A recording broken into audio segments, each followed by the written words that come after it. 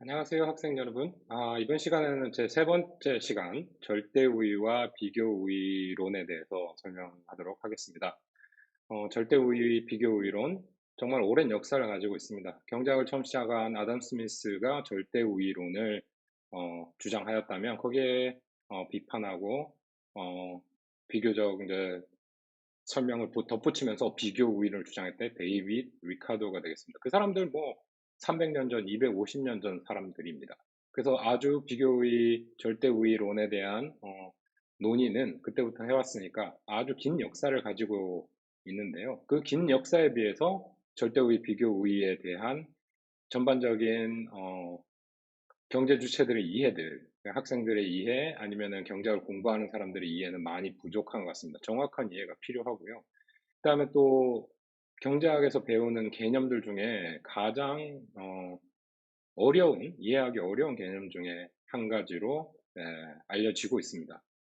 뭐 기본적으로 설명하고 모델들은 간단하게 진행을 하겠지만 제대로 비교율을 이해하고 정치적인 뭐 논쟁 중에서 이용하고 이런 사람들이 뭐 정치가나 이런 사람들이 그렇게 많지 않습니다. 그래서 비교 우위를 이해하는 게 정말 힘들구나. 그다음에 비교 우위를 제대로 가르치고 제대로 이해시키기 정말 힘들구나. 이런 것들을 일선에서 가르치고 있으면서 생각하고 있습니다.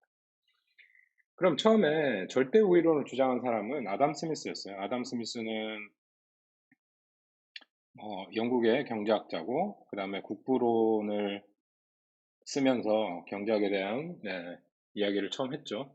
그 아담 스미스가 경제학의 아버지야, 경제학의 어머니 뭐 이렇게 불리면서 경제학을 처음 이렇게 도입한 사람이라고 생각하셔도 될 것 같습니다. 국부론에 쓰여 있는 많은 얘기들, 아주 주옥 같은 얘기들이 많이 있고, 국부론 자체도 되게 두껍고, 그다음에 그런 고전들을 연구하는 경제학자가 그렇게 많지는 않지만, 그 주류 경제학자들 중에서요. 그러니까 국부론의 중요한 문구들은 아직까지 많이 인용되고, 그 국부론에 쓰여진 아이디어, 자유시장에 대한 아이디어, 뭐 시장 경제에 대한 아이디어는 아직까지 경제학의 주를 이루고 있습니다. 그 첫 번째 아담 스미스가 국부론을 썼던 도입했던 절대 우위론은 이런 이야기죠. 영국은 양을 많이 키웁니다. 그리고 영국의 기후가 양을 키우기 아주 좋은 기후였고요. 그다음에 프랑스는 날씨도 좋고 포도를 키우기 아주 좋은 환경입니다. 그래서 뭐 영국에서 포도를 재배하기가 상당히 어렵기 때문에 프랑스에서 포도를 키워서 포도로 만든 와인, 그 와인과 영국에서 예, 잘 만들어질 수 있는 양모, 양을 통해서 생산할 수 있는 양모, 모직물 그런 것들을 교육을 하자. 그래서 그 개념이 어떤 개념이냐? 절대적으로 영국이 양모를 생산하는데 절대 우위를 가지고 있고 프랑스가 와인을 생산하는데 절대 우위를 가지고 있기 때문에 절대 우위를 가진 상품들을 서로 교역하는 방법이 정말 세계 경제를 생각했을 때 합리적인 선택이다. 그래서 절대 우위론을 바탕으로 국제 무역의 형태, 패턴이 어떻게 정해지는지를 설명했다고 볼 수 있습니다. 그런데 그러면 그 모든 뭐 영국의 양모와 프랑스의 와인을 수출하고 수입하는 경우에는 이 논리가 정확하게 맞지만 안 그런 경우도 있다 이런 겁니다. 뭐 현실적인 예를 들자면 미국이 그러니까 인구적인 측면에서 보더라도 뭐 자동차를 생산하던 아니면 기술적인 측면을 고려해 보더라도 자동차와 컴퓨터를 생산하는 게 뭐 중국보다 아니면 한국보다 둘 다 훨씬 더 효율적인 생산 라인을 가지고 있다고 생각해 봅시다.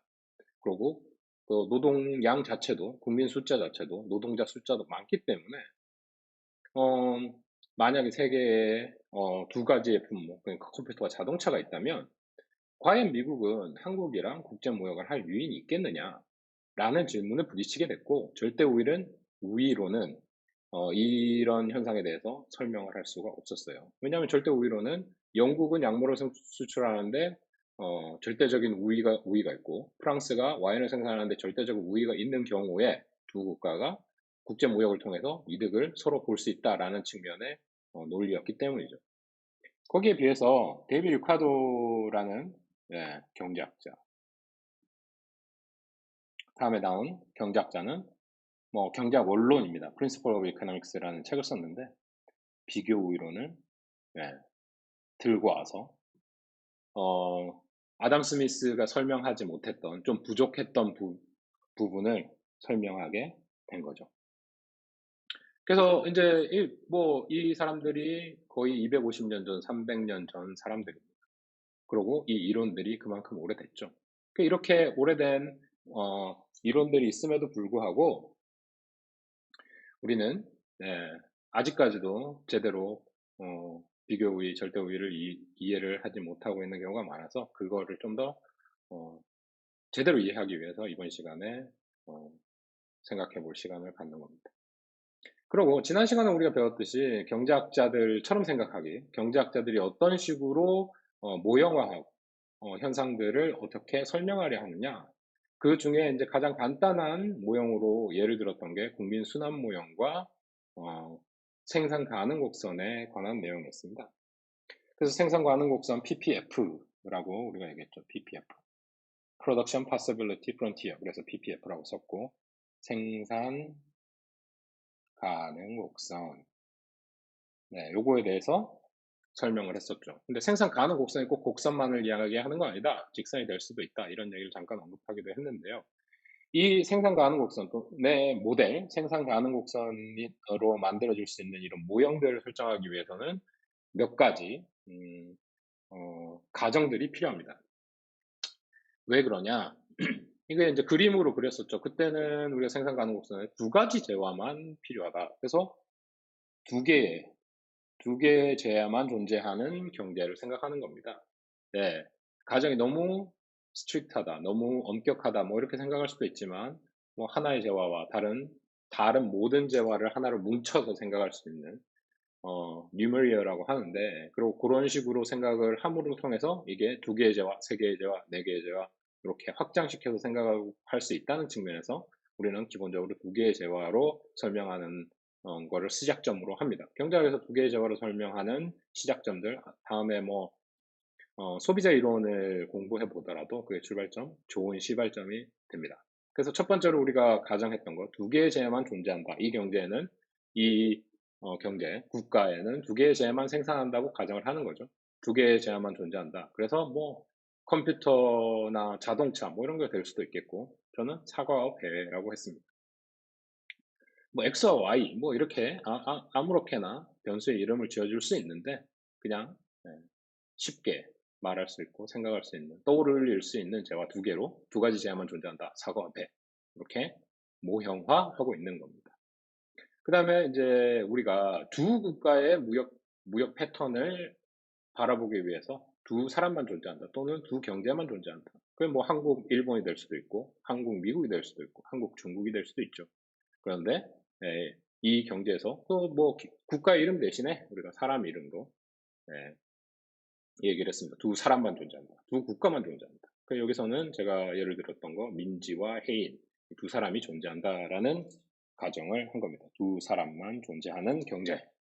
그 다음에 두 사람은 사과합의 두 재화를 소비한다. 그러니까 생산재와 소비재 이게 일치하는 거죠. 그러니까 두 재화만 생산해서 두 재화만 소비하는 경제를 우리가 가정하고 있는 것이다. 그러면 다음 보실까요? 민지는 사과만 생산하고 해인은 배만 생산한다면 뭐 정확하게 우리가 지금 어떤 생산 함수를 가지고 있는지, 어떤 테크놀로지, 기술 수준을 가지고 있는지 모릅니다. 그런데 만약에 요 생각을 해보자 이거죠. 민지는 사과만 생산하고 해인은 배만 생산한다면 둘 다 사과와 배를 동시에 좋아하고 동시에 소비재로 가지고 있습니다. 그렇다면 민지와 해인은 적당한 사과만 민지는 적당한 사과만 자기가 직접 소비하고 이거를 해인과 교역을 함을 통해서 이익을 볼 수 있죠. 행복함을 증가시킬 수 있습니다. 이게 현실적으로 우리가 살고 있는 사회라고 볼 수 있죠. 자기가 어떤 거에 뭐 어떤 일을 잘해서 다른 사람과 시간을 공유한다거나 생산물을 공유함을 통해서 더 큰 효용을 누릴 수 있다. 더 큰 만족을 누릴 수 있다라는 거죠. 그런데 다음으로 넘어가서 둘 다 똑같이 생산한다 이거예요. 그럼 뭐 모든 경제가 사실은 그렇죠. 교육 전에는 필요한 물건들을 각각 자국에서 생산을 합니다. 그런 경우처럼 민주와 해인이 둘 다 사과와 배를 동시에 생산하고 있어요. 그런데 걔네들의 기술 수준이나 생산할 수 있는 역량들이 다를 수 있다 이거죠. 근데 그런 거와 상관없이 둘 다 사과와 배를 생산해서 교역을 하지 않고 각자 소비를 할 수 있다, 하고 있는 상황이라면 국제무역을 함을 통해서 특화와 거래, 한 재화를 생산하는데 스페셜라이제이션, 특화를 하고 그 다음에 거래를 통해서 이득을 볼 수 있다라는 거죠. 그럼 이제 첫 번째 라인에서 생각했던 거, 어떻게 그 특화에 대한 상품을 선택할 거냐라는 문제가 첫 번째 문제로 고민해 볼 수 있을 거고요. 그럼 어떤 식으로 교육을 할 거냐, 그게 다음 문제로 고민을 해볼 수 있겠죠. 이거를 우리가 지난 시간에 잠깐 소개했던 생산 가능 곡선의 모형을 통해서 설명해 보도록 합니다. 이번 시간에서 그래서 이제 생산 가능 곡선으로 설명을 할 건데 두 가지 개념이 존재할 수 있다라는 거죠. 절대 우위 그리고 비교 우위. 뭐 생산 가능 곡선은 지난 시간에도 얘기를 했지만 뭐 이렇게 생겼죠. 우리가 두 가지 축으로 그린다면 사과, 배. 그래서 만약에 이게 민지의 BPF를 그리고 싶다.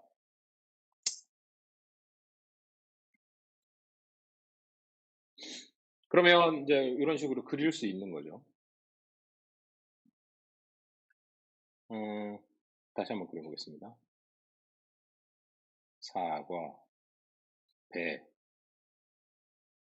이렇게 BPF를 그린다거나, 뭐, 지난 시간에 배웠던 것처럼 이렇게 직선이 아니라 이런 식의 BPF를 그려볼 수도 있는 거죠.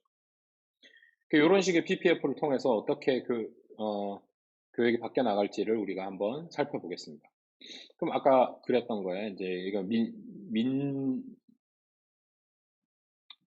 민지의 BPF라고 생각을 해 본다면, 네, 이런 식으로 사과와 배를 생산하는 생산 가능 곡선을 그려볼 수 있을 거다라는 네, 설명을 한번 해보도록 한다라는 거죠. 그러면 생산 가능 곡선을 그리기 위해서 기본적으로 어떤 이제 현상을 가지고 있는지 우리가 모형을 하나 설정해 봤습니다. 첫 번째 왼쪽에 있는 테이블 한번 이쪽에 보시면은 요거는 1kg을 생산하는 데 드는 시간에 대한 시간에 드는 시간을 써놓은 겁니다. 민지는 사과를 생산하는데 30분이 들고 배를 생산하는데 10분이 들죠. 헤이는 사과 1kg을 생산하는데 10분이 들고 배를 생산하는데 20분이 듭니다. 기본적으로 생각해 볼 때 요거를 하루에 이제 우리가 8시간 일하고 8시간 쉬고 8시간 뭐 다른 일을 하고 한다고 봤을 때 기본적으로 8시간을 하루 일한다고 봤을 때 총 얼마를 생산할 수 있냐?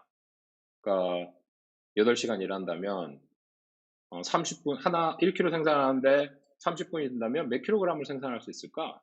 라는 질문이죠. 그러니까 사과 하나 1kg 생산하는데 30분이 되니까 1시간에 2kg를 생산하고 1시간에 2kg 생산한 걸 8에 곱하면 16이 되겠죠. 그런 식으로 요 오른쪽 라인의 생산량을 측정해 볼 수 있습니다.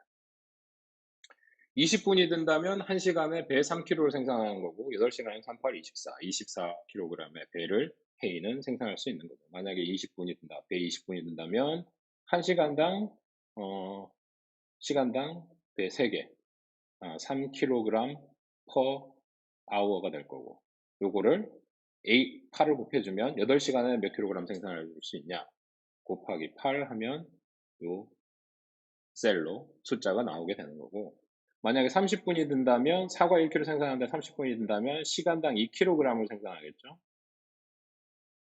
시간당 2kg 생산한다면 8시간 곱하기 8 해주면 2 곱하기 8, 2 곱하기 8 해서 요 16이라는 숫자가 나왔습니다. 이렇게 계산해 보시면 요 48이라는 숫자도 쉽게 계산할 수 있을 거라고 생각합니다. 오른쪽에 있는 요 그래프를 요 테이블을 잘 보시면 생산 함수로 생산 가능 곡선 PPF로 잘 표현될 수가 있겠죠. 왜냐? PPF는 가용한 모든 자원을 통해서 그 경제가 생산할 수 있는 최고 양을 나타낸 거니까 8시간을 단지 사과만 생산했을 때 민지는 16개, 16kg, 그 다음에 배 48kg을 생산할 수 있는 거고, 헤이는 8시간 일했을 때 사과 48kg, 그 다음에 배 24kg을 생산할 수 있는 거죠. 그럼 다시 생각해 보자면 요거는 생산량이죠. 생산량. 이쪽은 시간으로 나타낸 비용으로 평가할 수 있을 겁니다.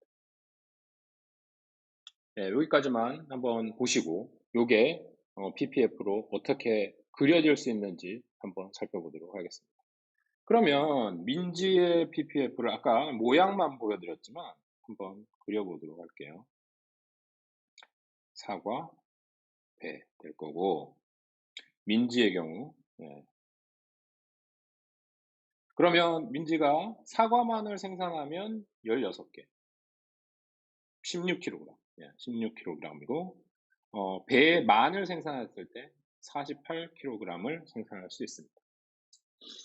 이게 일정한 비율로 서로 교환이 가능하다고 했을 때 이거를 직선으로 연결한 거, 이 직선의 모습이 PPF, 생산 가능 곡선이라고 볼 수 있겠죠. 그래서 여기서 간단한 분석을 통해서 우리는 그러니까 지난 시간에 봤던 볼록한 일반적인 모양이 아니라 선형적인 모양, 이거 시간만 이렇게 30분, 10분의 그 변화율로 변화시켜주면 요런 생산량을 우리가 가져올 수 있다. 민지가 생산하면 생산할 수 있다라는 거죠. 그러면 여기 중점이 있는 거가 24 있을 거고, 8이 있겠죠. 16의 반은 8이고, 48의 반은 24니까 8,24가 요 딱 PPF 위에 있을 겁니다. 기울기 구할 수 있죠. 네. 네거티브 마이너스 3이죠. 직선 우리 중학교 때 배웠던 수학을 생각해 보면 그렇게 기울기까지도 구해볼 수 있습니다. 기울기가 뭘 의미하는지는 한번 다시 조금 있다가 설명해 보도록 하고요. 다음 헤이니의 PPF를 다시 한번 그려봅시다. 헤이니의 PPF를 한번 다시 그려보면 헤이니는 사과만 생산할 때 48, 배만 생산했을 때 24kg을 가질 수 있죠. 그러면 이걸 직선으로 연결하면 이런 식의 PPF를 그려볼 수 있을 겁니다. 이게 사과가 될 거고 이게 배가 되겠죠. 그러면 여기서도 마찬가지로 중점 12, 24, 24,12가 이 PPF 선 위에 존재하게 될 겁니다. 이렇게 PPF를 그려볼 수 있다라는 겁니다. 그러니까 요거 한번 연습 삼아 요 테이블을 제가 뭐 어떤 식으로든 한번 공유를 해드릴 테니까 연습 삼아 한번 그려보시고, 교과서에도 이런 내용이 많이 있으니까 직접적으로 어떻게 그릴 수 있을지, 나는 정말 이걸 직접 그려볼 수 있는지 한번 직접 연습을 해 보시기 바랍니다. 그러니까 생산 가능 곡선을 그릴 때는 요 생산량을 기준으로 해야 된다라는 거에 주의하시면 됩니다. 드는 시간은 비용적인 측면이고, PPF는 각각의 생산물의 양을 사과와 배, 산출량, 생산량의 축에다가 그려놓은 것이기 때문에 그 오른쪽 테이블에 있는 내용을 바탕으로 그릴 수 있습니다. 그러면 다음에 이런 이제 현상이 벌어졌을 때 해인과 민지는 어떤 식으로 생산하고 어떻게 교육을 하는 것이 서로에게 큰 이익을 줄 것이냐 라는 부분입니다. 특화와 거래에 관한 부분이죠. 해인은 사과 생산에 특화하고 민지는 배 생산에 특화하는 게 좋다라는 결론이 벌써 나와 있네요. 그리고 거래하는 게 결론인 거죠. 다시 한번 보실까요? 아까 봤던 테이블을 보면 이 경우에 어떻게 생산하는 것이 훨씬 더 좋을까에 대해서 한번 잠깐 고민을 해봅시다. 민지는 민지 혼자 생산할 때, 아니면 자기가 8개와 24에 적당하게 생산해서 반반 정도 소비하는 걸 원한다. 그러면 자기가 선호하는, 소비자로서 선호하고 싶은 점은 이 점이에요. 8,24. 비슷한 선호를 가지고 있다면, 헤이니도 24의 사과, 24kg의 사과와 12kg의 배를 생산해가지고 가능한 지점이니까 생산해서 각자 소비하고 행복해 하고 있었을 거예요. 근데 만약에 교역을 할 수 있다라고 쳤을 때 이 두 사람은 어떻게 행동할 거냐 하는 거죠. 어떻게 생산하는 게 민지와 혜인이가 합해진 경제에서, 통합된 경제에서 어떻게 생산하는 게 좋을까? 생산량적인 측면을 한번 살펴봅시다. 최종 양을 생산해 보면 당연히 배 48개를 생산하고 사과 48개를 총 두 경제가 합쳐져서 배 48, 48kg, 사과 48kg을 가질 수 있다면 그게 가장 바람직한 상황이 되겠죠. 그러니까 직관적으로 봤을 때 아까 영국과 프랑스의 예처럼 각각 절대 우위에 있는 상품에 대해서 특화하는 것이 좋다. 예. 절대 우위를 적용할 수 있는 예다라는 측면을 한번 생각해 보십시오. 왜 그러냐?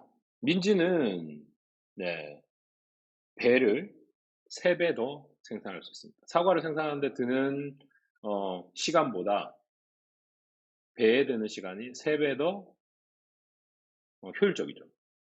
3대 1의 비율로 30분과 10분의 비율로 배를 생산하는데 더 잘하고 있습니다. 더 효율적으로 생산할 수 있습니다. 그거와 마찬가지로 3대 1의 비율은 아니지만 혜인이는 사과를 생산하는데 1대 2의 비율, 2분의 1의 시간밖에 들이지 않죠. 사과를 생산하는 걸 훨씬 더 잘한다 이겁니다. 그럼 사과만 생산하면 8시간 사과만 생산한다면 48kg의 사과를 얻을 수 있는 거죠. 그 시간을 똑같이 투자한다면 24kg밖에 안 되는 배를 생산해낼 수 있지만 48kg를 생산할 수 있는 거죠.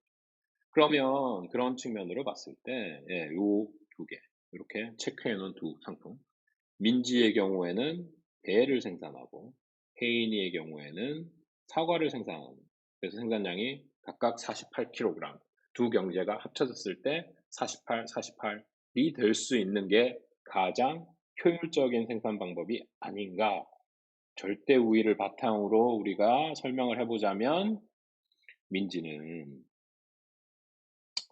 배에 특화하고, 혜인이는 사과에 특화함으로써 우리가 교역을 통한 이익을 극대화할 수 있다라는 측면을 말씀드릴 수 있겠습니다.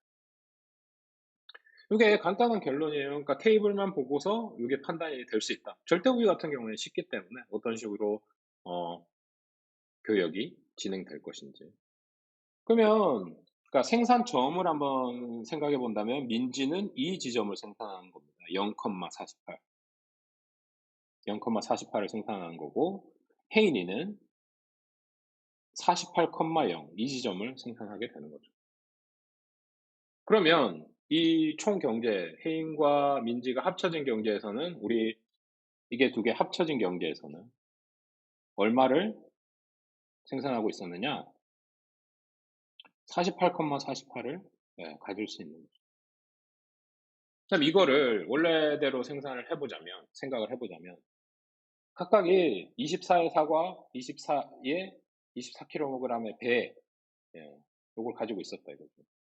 요 지점을 소비하고 있었습니다. 소비점은 자기네들이 좋아해서 쓰려고 했던 점은 이거예요.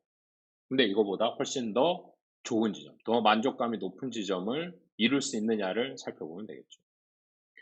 여기서 보시듯이 24, 24 하면 각각은 24, 24를 가졌다고 치고 그 다음에 여유분으로 24개의 사과와 24개의 배가 있습니다. 왜냐하면 총 48과 48이 있었으니까. 이 48 중에 배 48 중에 민지는 24만큼을 혜인한테 줬다고 칠게요. 배를. 그러면 혜인은 0에서 24의 배를 소비할 수 있는 거예요. 그 사과를 각각 24, 24로 나눴다고 그냥 간단하게 얘기를 했습니다. 24, 24, 24, 24. 사과 24kg, 배 24kg를 각각 더하면 네, 사과 48kg, 배 48kg가 되겠죠. 그럼 24,24가 어디에 있겠어요? 24,24. 24,24는 이 지점에 있고 여기서도 24,24는 이 지점에 있죠. 각각의 이 점들 원래 민지가 생산할 수 있었던 점이냐? 라고 물어보면 네, 요거 PPF 바깥쪽에 있는 점들이었기 때문에 지난 시간에 배웠듯이 PPF 바깥쪽에 있는 점들, PPF 바깥쪽에 있는 이 점은 생산이 불가능한 점이었죠. 우리가 어떻게든 노력을 해봐도 이 PPF 바깥에 있는 산출량은 생산을 할 수가 없습니다. 그러나 특화를 하고 서로 교역을 함을 통해서 PPF로 다다를 수 없는 점을 이제 소비할 수 있게 되었다. 그 말은 무슨 의미냐?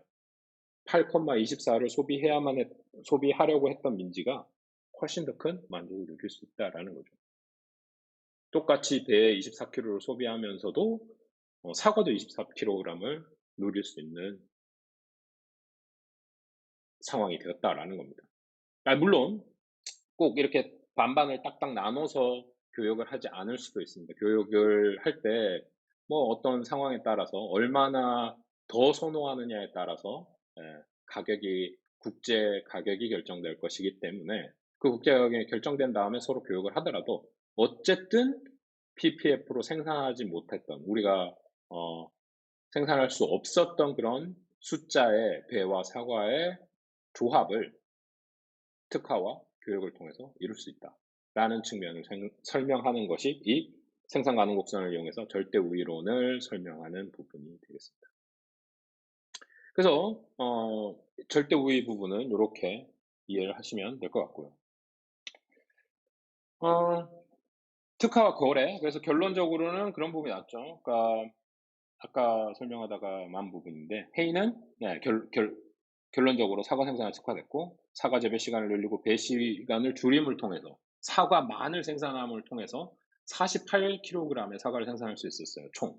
그리고 민지는 배 생산을 특화해서 48kg의 배를 생산할 수 있었습니다. 그리고 각각을 나눠가지고 24, 24로 나누면 원래 PPF로 달성할 수 없었던 그런 지점을 각각 소비할 수 있었다라는 거죠.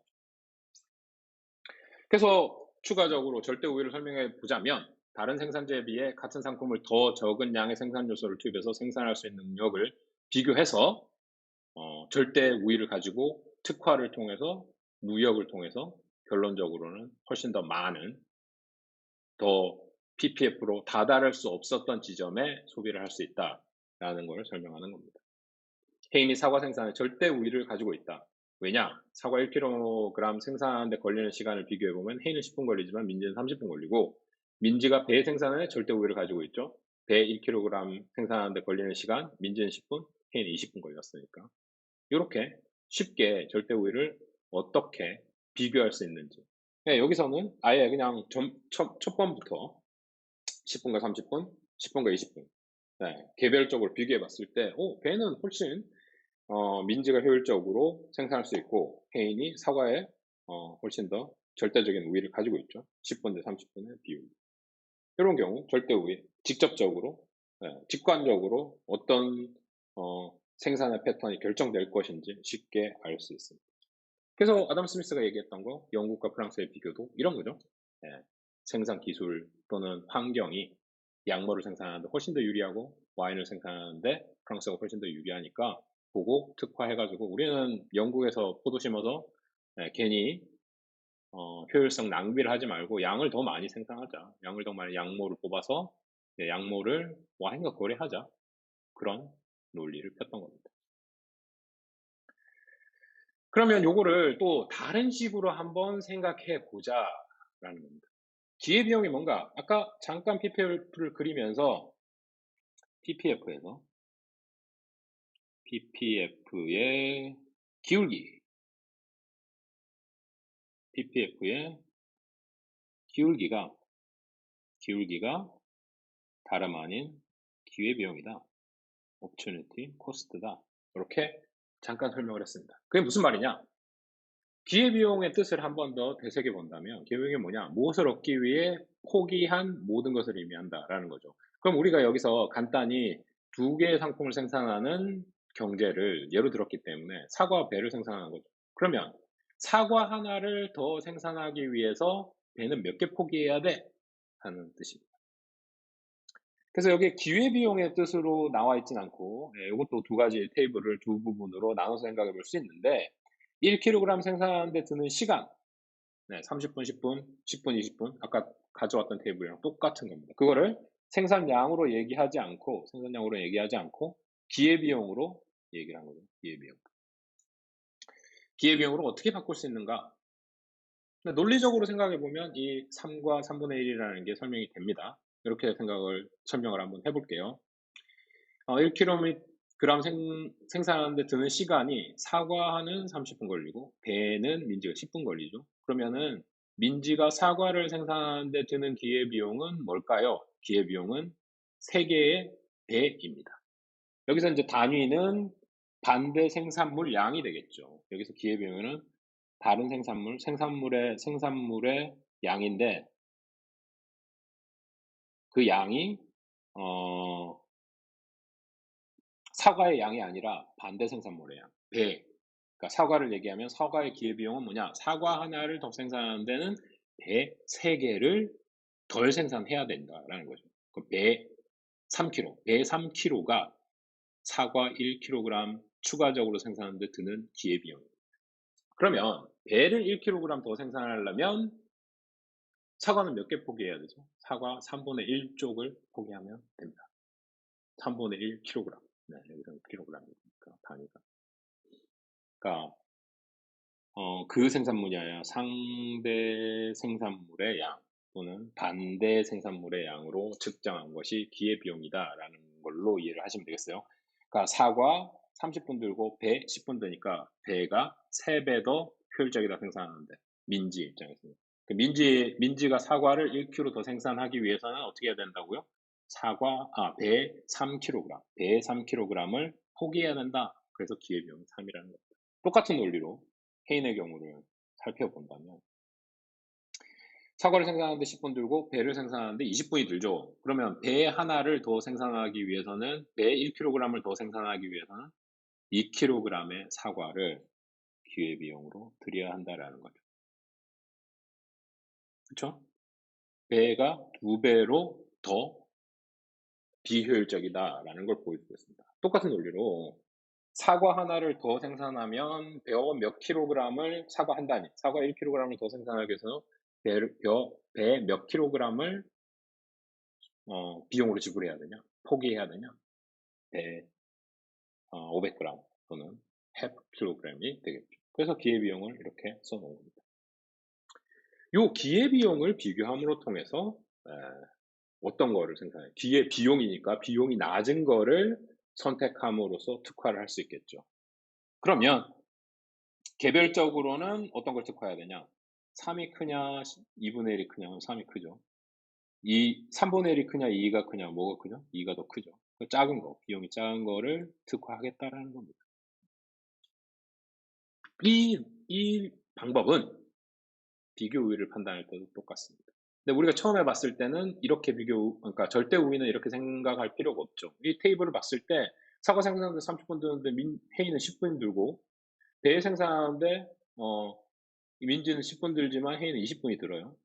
그쵸? 비용 측면에서 이렇게 크니까 단순 비교만 드는 시간에 대한 단순 비교 또 생산량에 의한 단순 비교를 했을 때 바로 각자가 뭘 생산해야 더 효율적인지가 바로 나옵니다. 그래서 절대 우위의 경우가 판별하기가 상당히 쉽다라는 거고요. 그 예도 여기에 있다시피 우리가 어떻게 특화해야 되는지에 대한 내용이 상당히 쉽다라고 보시면 되겠습니다. 그래서 기회비용으로 바꿀 수 있는 부분들, 판단할 수 있는 부분들을 보여줬습니다. 그렇게 보시고 다음으로 넘어가시죠. 다음은 우리가 비교 우위를 판별해 보려고 합니다. 비교 우위. 똑같이 1kg을 생산하는 데 드는 시간, 분으로 나타내져 있습니다. 사과와 배가 있고요. 민지와 해인이 있습니다. 그래서 이 테이블도 이렇게 반을 나눠가지고 왼쪽, 오른쪽으로 생각해 보면 될 것 같고요. 비교 우위, 다른 생산자에 비해 같은 상품을 더 적은 기회비용으로 생산할 수 있는 능력을 비교하는 것, 비교 우위가 있다라고 평가하는 겁니다. 근데 이 테이블이 약간 다른 점을 한번 살펴보죠. 1kg을 생산하는 데 드는 시간 민지 60분, 1kg의 사과를 생산하는 데 드는 시간 민지 30분. 그래서 전반적으로 해인이 모든 상품에 대해서 절대적인 우위를 가지고 있습니다. 이해되시나요?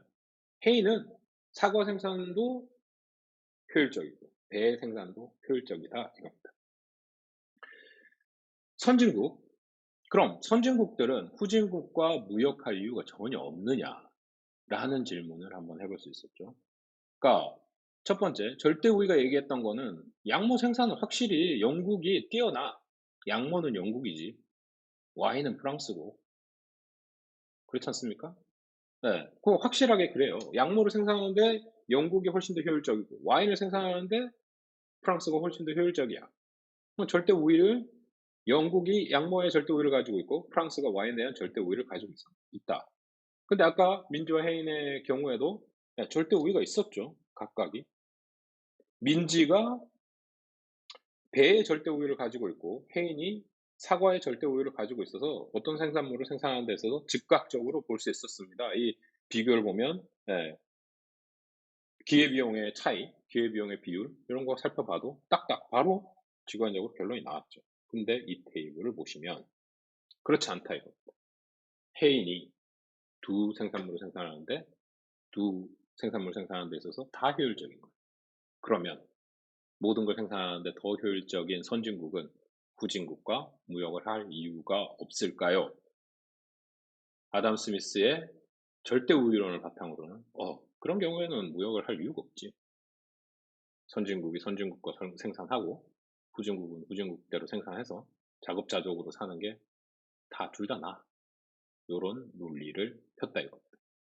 근데 곰곰이 데빌 리카르도가 생각해 보니까 그럴 이유가 있어요. 그거를 비교 우위론으로 해석한다라는 거죠. 그 어떻게 해석할 것이냐? 그럼 이거를 우리가 아까 처음에 했던 것처럼 8시간으로 변환해 보면 시간의 킬로그램, 8시간 일할 때 생산량으로 비교해 봐도 당연히 생산량이니까 좋은 측면이니까 이쪽이 크죠. 그 해인은 사과를 생산해도 48개 생산하고 48개까지 생산할 수 있고 배를 생산해도 24kg까지 생산할 수 있는 겁니다. 그러면 이거 PPF로 한번 그려보면 어떤 모습을 보이고 있을까요? 여기 사과고 배입니다. 그러면 첫 번째 민지부터 그려보면 사과 8,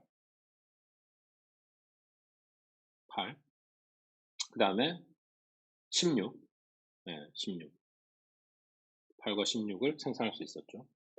그렇다면 여기에 비해서 6배니까 여기에 48, 뭐 정확하게 비례하진 않지만 여기에 48이고 그 다음에 24죠. 24. 이걸 다시 그려본다면 요런 모양을 가지고 있는 거죠. 요게 해인인 거고 이게 민지의 PPF인 겁니다. PPF. 해인의 PPF가 훨씬 더 오른쪽에 있다라는 거죠. 이 경우에는 작은 국가 또는 후진 국가 또는 여긴 선진 국가 아니면 경제 규모가 큰 국가 이렇게 PPF가 다르다. PPF가 서로 교차하거나 어떤 놈이 어떤 것보다 훨씬 더 크면 한쪽으로 우리가 특화를 해가지고 생산해서 나눠서 교역을 하면 이득을 얻을 수 있었는데 절대 우위로는 특화에 대해서 정할 수 없습니다. 이 경우. 근데 비교 우위로 이걸 설명해 보자라. 비교 우위로. 그럼 비교 우위를 다시 한번 살펴볼까요? 한 사람이 상대방에 비해 모든 재화의 생산에서 절대 우위를 가질 수 있지만, 그죠? 이 경우 우리 한 사람 민지가 모든 재화에 대해 생산에 절대 우위를 가지고 있어요. 두 개 다 생산하는데 다 효율적입니다. 모든 재화의 생산에서 비교 우위를 갖는 것은 불가능하다. 비교 우위 아직 설명은 안 했지만 네, 불가능하대요. 네, 불가능합니다. 그렇다면 비교 우위를 갖는 물건을 특화해서 서로 교역을 함을 통해서 국제 무역을 통한 서로의 이득, 쌍방의 이득을 얻을 수 있다라는 걸 보여준다면 후진국가, 선진국 간에도 무역이 일어날 수 있구나. 그 무역을 통해서 국제 경제가 발전할 수 있구나를 보여줄 수 있는 네, 논리가 되는 거죠. 한 재화의 기회비용은 다른 재화의 기회비용의 역수다. 아까 우리가 봤던 네, 그 테이블에서 했던 거를 하나 요약을 해주고 있네요. 3과 3분의 1, 2분의 1과 2. 기억나시죠? 네. 요런 논리를 통해서 어떻게 될 수 있는지 한번 살펴보도록 하겠습니다. 그 다음에 다른 설명. 비교 우위는 기회비용의 상대적 크기를 나타내므로 기회비용의 상대적 크기를 나타낸다. 그 상대적 크기를 비교함을 통해서 어떻게 특화할 수 있는지를 보여준다. 두 사람의 기회비용이 우연히 같지 않는 한 사람이 어느 재화에 비교 우위가 있다면 다른 사람은 반드시 다른 재화에서 비교 우위가 있다. 네. 기회비용이 우연히 같지 않는 한, 이게 또 하나의 중요한 포인트가 되겠습니다. 우연히 같지 않다면, 만약에 우연히 같다면, 네, 무역이 일어날 수가 없습니다. 그러니까 만약에 10분과 20분, 40분과 80분, 이렇게 1대2의 비율, 하나를 생산해서 다른 생산을 생각하는 거, 이게 1대2의 비율로 나타난다면 정확한 트레이드 방식의 특화 방식이 결정될 수 없다. 네, 수학적으로 결정될 수 없는 부분이 한계가 있습니다. 근데 요런 아주 특수한 경우를 제외한다면 비교 우위 논리를 적용하면 우리가 교역의 이득을 알아낼 수 있고 특화를 어떻게 해야 될지를 생각해 볼 수 있다라는 겁니다. 특화와 자유거래의 이득. 자유거래는 사람들이 각자 비교 우위에 있는 재화의 생산을 특화할 수 있게 해줌으로써 경제의 총 생산량이 증가하고 사회의 모든 구성원들에게 이득이 되는 거래의 이득, 자유거래의 이득, 아니면 무역의 이득, 국제 무역의 이득. 우리가 지금은 민지와 해인을 생산하고 있으니까 구성원 이렇게 생각해 볼 수 있지만 이거를 국가로 이렇게 넓혀서 생각해 보면 원래 기본적으로 PPF가 한 국가의 생산 가능 능력을 보여주는 것이기도 하니까요. 그렇게 원래는 처음에 이용되었기 때문에 국가 무역의 이득, 국제 무역의 이익 네, 그런 거를 알아낼 수 있는 그런 모형이 된다라는 겁니다. 경제 총 생산량이 증가하여 사회의 모든 구성원에게 이득이 되는 이런 걸 밝혀낼 수 있다. 국제 무역이 양국과 모두에게 이익을 가져다 줄 수 있음을 보일 수 있다라는 내용이 되겠습니다. 근데 가격의 결정이죠. 가격의 결정. 거래 가격을 결정하려면 두 사람이 모두 이득을 보려면 두 재화의 기회비용 사이에서 가격 거래가 결정되어야 한다. 그렇다면 배의 가격은 어디서부터 어디까지, 사과의 가격은 어디서부터 어디까지 이런 게 결정되어야 한다는. 그래서 비교 우위의 원리, 상호 의존, 자유거래의 이득 이런 원리들이 있다라는 측면을 살펴보고 있고요. 그 다음에 비교 우위의 원리를 응용해 본다면 이런 이제 직접적인 어떤 기본 원리를 생각해 볼 수 있을 겁니다. 르브론 제임스가 자기 집의 잔디를 직접 깎아야 하는가 하는 이런 문제를 생각해 볼 수 있는데요.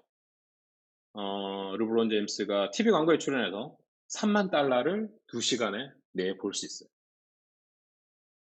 자기 집 잔디를 깎는데 2시간이 걸린다고 치고 그러면 기회비용이 2시간에 3만 달러 TV 광고로 아니면 다른 경제활동으로 다른 게임의 나아감을 통해서 3만 달러를 볼 수 있는 사람입니다. 근데 그 2시간 동안 잔디를 깎았다. 그 잔디 깎는 기회비용이 3만 불인 거죠. 그럼 포레스트 검프라는 다른 미국 시민이 있는데 잔디를 깎는 데는 4시간이 걸려요. 그 4시간을 스타벅스에서 파트타임으로 일하면 50불을 벌어. 그 경우에 르브론 제임스의 집 잔디를 깎아주는데 4시간이 걸리긴 하지만 2시간보다는 4시간이 크니까 비효율적입니다. 그리고 그 2시간을 다른 데 쓰는 거 3만 달러를 버냐 50달러를 버냐. 르브론은 3만 달러를 벌 수 있고 스타벅스에서 일하는 포레스트 검프는 50달러밖에 벌 수 없죠. 뭘 하든지 간에 포레스트 검프가 덜 효율적이라는 겁니다. 그러나 요 기회비용의 차이, 4시간 잔디 깎는 거에 비해서 50달러를 포기한다는 거죠. 그러니까 50달러보다 르브론 제임스가 포레스트 검프에게 더 줄 용의가 있다면 50달러 또는 60달러든 70달러든 100달러든 준다면 포레스트 검프는 그 교역, 내가 잔디 깎아줄게. 4시간 동안 잔디를 깎아주고 그 벌은 4시간 동안, 그러니까 르브론 제임스는 2시간이 걸리는 그 2시간 동안 다른 일을 한다면 둘 다 경제적으로 훨씬 더 효율적인 거래가 될 것이다 라는 얘기를 하는 겁니다. 그러니까 비교 우위, 절대 우위로는 르브론 제임스가 잔디를 깎든 TV 광고에 출연을 하든 둘 다 다른 어떤 경제 활동을 하든 둘 다 효율적이죠. 둘 다 효율적입니다. 그러나 모든 거에 대해서 절대 우위를 가지고 있다라고 표현될 수도 있죠. 네, 비교 우위를 통해서 생각을 해본다면 네, 르브론 제임스는 다른 일 하고 포레스트 검프에게 잔디 깎는 일을 50달러 이상을 지불하면 둘 다 경제적으로 효율적인 결정이 될 것이다. 그게 비교 우위의 원리를 현실적인 예에 응용해 본 사례가 되겠습니다. 근데 기본적으로 우리가 아까 PPF를 통해서 그 증명을 직접적으로 하지 않았기 때문에 테이블로 다시 돌아가가지고 한번 살펴보도록 하겠습니다. 여기죠. 비교 우위 설명하는 테이블이고 1kg 생산하는데 드는 시간이 이렇다라는 거. 다시 한번 강조하지만 헤이니가 사과 생산하는데 사과 1kg 생산하는데 10분 들고 60분에 비해서 60분이 훨씬 크고 배가 30분 걸리고 헤이는 20분밖에 걸리지 않습니다. 양쪽 모두 헤이니 훨씬 더 효율적으로 생산할 수 있는 거죠. 생산량으로 그렇게 치환해서 생산해 본다면 아까 그렸던 것처럼 그런 그래프를 PPF를 그려볼 수 있었습니다. 다시 한번 그려본다면 그렇죠? 헤인의 경우 사과 48을 생산할 수 있었고 배는 24kg를 생산할 수 있었죠. 여기에 빗대서 민지는 8kg밖에 생산할 수 없었고 사과와 16kg, 16kg의 배를 생산할 수 있었습니다. 요 경우 어떻게 특화를 해야 되냐? 절대 우위. 절대 우위는 누가 가지고 있냐? 이런 거죠. 다시 한번 생각해 본다면 기회비용으로 한번 평가를 해보겠습니다. 기회비용으로 평가를 해볼게요. 기회비용으로 평가를 한번 이 테이블 따로 하나 만들어서 사과, 배. 이 경우 둘 다 크기 때문에 해인이 두 상품에 대해서 모두 절대 우위를 가지고 있는 겁니다. 절대 우위를 가지고 있죠. 그러면 상대 우위는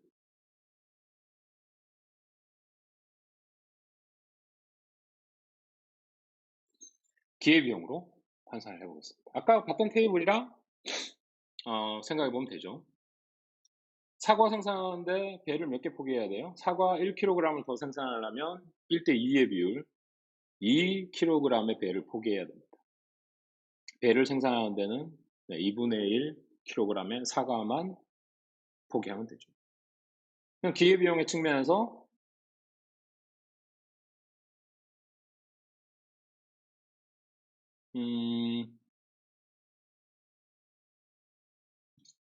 기회비용의 측면에서 사과를 더 생산하기 위해서 사과를 하나 더 생산하기 위해서 배를 얼마나 포기해야 되느냐? 2분의 1을 포기해야 되는 그렇죠? 그리고 배를 하나 1kg 더 생산하기 위해서는 2kg의 사과를 포기해야 된다. 다시 생각해 보자면 요 기울기 생각해 보면 이거 마이너스 2분의 1이라는 거 알 수 있고 이거 마이너스 2라는 거 알 수 있어요. 기울기. 기울기가 기회비용을 나타내는 거죠. 사과 2. 요 2에다가 음을 부어만 붙이면 네, 직접적으로 기울기와 기회비용의 어떤 관계를 가지고 있는지 볼 수 있습니다. 왜? 예, 지금 X축이 사과로 지정되어 있기 때문에 그렇습니다. ppf의 기울기, 예, 사과의 기회비용 일치하죠. 거기에다 음수만 보여주면 됩니다. 그렇게 이해하시면 되고, 그 다음에 이거 비교를 해보면 되죠. 사과가 2 크고 배가 2로 큽니다. 무슨 말이냐? 어떻게 특화할까요? 비교우위, 상대적으로 비교우위, 상대우위가 아니고 비교우위죠. 비교우위. 비교우위는 어떻게 되냐? 비교우위는 이렇게 되는 거죠.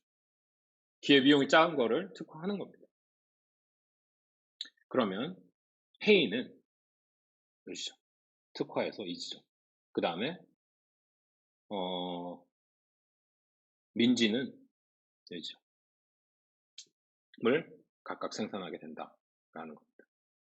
근데 여기서 한 가지 주의하셔야 될 점이 있습니다. 그러니까 이처럼 대국과 소국의 모형, 특화는 일단 정해졌어요. 어떤 식으로 생산하는 게 어떤 방향으로 생산하는 거는 정할 수 있습니다. 사과에 좀 더 초점을 맞춰서 사과에 더 특화해서 해이는 사과에 더 특화해서 생산하고 민지는 배에 특화해서 생산한다. 요 방향은 결정된 거는 확실합니다.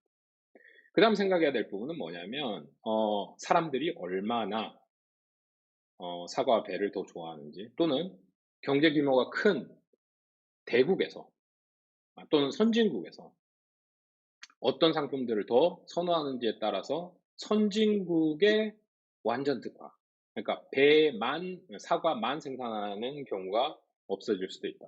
선진국은 사과와 배를 동시에 생산할 가능성도 있습니다. 그 지점은 이제 또 조금 이제 논리가 좀 더 많은 설명이 필요하지만, 그러니까 우리가 지금 이 개별적인 각국 또는 각 개인, 민지와 해인의 선호, 사과와 배에 대한 선호를 정확하게 아직 모르고 있고, 그렇기 때문에 소비점이 어디가 될지에 대한 또 정의와 모델링이 더 필요합니다. 간단하게 보여주는 거, 지금 보여줄 거는 비교 우위를 통해서 특화의 패턴이 어떻게 결정될 것인가를 설명하는 데 있는 거죠. 그럼 이렇게 기회비용의 테이블을 구한 다음에 기회비용이 낮은 쪽으로 결정이 된다라는 게 첫 번째 결론이고, 소국 또는 PPF가 낮은 쪽에 있는 경우, 그러니까 요 안쪽에 있는 경우에는 요 지점을 당연히 생산하게 될 겁니다. 소국은 완전 특화를 선택해야만 한다. 그거 생산해가지고 교육을 통해서 어떻게 해보는 거죠. 그리고 대국의 경우에는 뭐 이 지점이 될 수도 있겠지만 어떤 요 오른쪽 어떤 언저리에 있는 어떤 지점을 선택할 가능성도, 모형이 복잡해지면 가능성도 있다라는 측면을 한번 설명을 드리면서 비교 우위는 이런 식으로 결정된다라는 측면을 다시 한번 강조해 드립니다.